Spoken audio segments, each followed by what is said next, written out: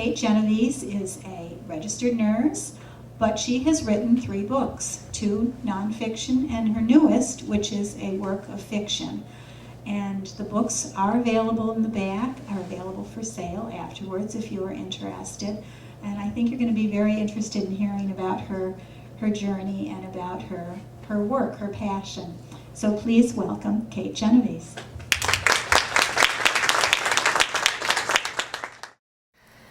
Okay, well, thank you for everybody coming tonight. This is wonderful. There's some surprise people in the audience. Oh my gosh. Anyways, whoa. All right. So, you know, just besides being a nurse, I'll just tell you a little bit about that. I worked at Leahy Clinic for a good part of the time, about 19 years. And then I went on to home care. I was a school nurse for a while, and then I came back to visiting nurse at Hallmark Health. And I work in the office, so it's really been good. I'm also a Reiki practitioner, which is a hands-on type of healing that I do on the side a little bit. So what got me to write? First of all, I'll backtrack a little bit. I grew up in Watertown, and I have 6 brothers and sisters, and I also have 3 kids of my own, all grown up. But in Watertown, when I was little, my dad used to make us read. He'd take some of my brothers and sisters to the local library, and we had to pick out a couple of books, and we either had to act them out or write a book report. So in 2nd grade, I always acted them out. You know, I loved the characters in the book and all that, and later on I did lots of book reports. So that was my passion, and I you know, got some publications in nursing journals and what have you. So that's how that all started. And you know, my mother was a big believer in books, and you know, would complain when we were little and say we have nothing to do, and she said, you have plenty to do. Go hang around with the characters in the books, because if you get to know them, you won't be lonely ever. So that's where my passion came. But what got me to really start writing? In 1995, I was going through a difficult time in my personal life, and I sought help. I sought counseling, and my therapist said to me, I think it would be a great idea if you journaled some of what you're going through. It had to do with my family, my children, and my family of origin. Okay, it had to do with my family, my 3 kids, and my husband, and my family of origin. And it was a very difficult time for me. So my therapist, as I said, try to write some things down, try to journal. So that's what I did. But I turned the journaling into a book. And the title of that is A Silence So Still, and that actually just sits in my bottom drawer. I haven't done anything with that. And I don't intend to, because it might hurt some people, and the purpose was to really help me heal. But I really had the passion to write. I just loved it, and there was something about getting things down on paper. It just releases negativity and just gets things out in the open. So I really wanted to write. But I didn't know what to write about. So I always like writing about issues and topics, thought-provoking things. So I had left Leahy, and I was a visiting nurse at the time. And I worked for Arlington VNA. And I was on the road going to patients' homes, and I had the Woburn and part of Reading and Burlington area. So I had the pleasure of taking care of a gentleman named Joe Lombardo. And I say his name freely because we had a paper written up on us in the Advocate. And he's a great guy. But anyways, he was in his 40s, and he had diabetes, and he was really sick. He ended up with a kidney transplant. So I'd go in his house a couple of times a day. In those days, you could go into people's homes twice a day. Insurance would pay for it. But that's another topic. I'll talk about that later.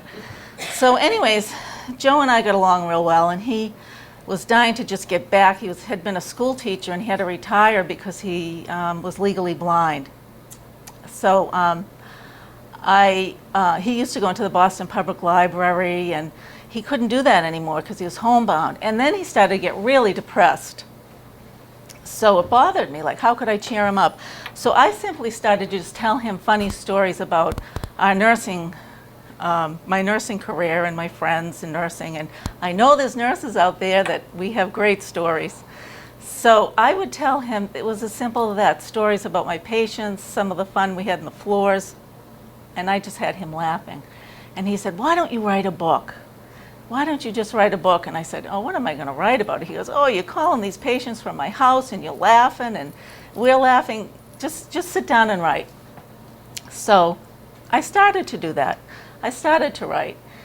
And, you know, it just wasn't working for me. I would write patients' stories and then I would say, well, this isn't good enough. I don't know, it was missing something. But anyways, my mother got really sick that May, and then I had to take care of her all summer. And she died in September. She was 92 years old. And I was one of the youngest of 7 kids, so I was told what to do when we had to sell my parents' house. So my brother John said, your job is to go up in the attic and clean it out. And I looked at him like, you have to be kidding me, because that attic had so many memories. When I was little, my brothers used to tell us ghosts lived up there, and my dead grandparents were up there, and watch out. So I'm looking at him, and at the time I'm 47 years old and I'm still getting afraid. So I decided, well, I gotta go, I got stuff up there. So I didn't go alone, I took my son Chris with me, who's a big 12-year-old. So I'm saying to myself, I can't believe I'm afraid. So anyways, off we went up to my mother's and up the attic steps, and I walked up the stairs and I saw my dad's trophies from college and this old sewing machine of my grandmother's, and made me wonder, who's getting that? I was just thinking about that the other day. It disappeared. It was this great antique, but I know I didn't get it. One of my brothers and sisters got it. So anyways, all of a sudden I looked to the side and I saw this bookcase, and it had all my old books and notebooks from nursing school. So I got all excited, like, oh wow, and I grabbed them and I sat on the top step and I was looking through them, and I was just looking at my handwriting. It looked so youthful, that of an 18-year-old, and letters I had written to my girlfriends. Now I was only in Boston in school and they were in Waltham in college, and I was writing them letters, go figure.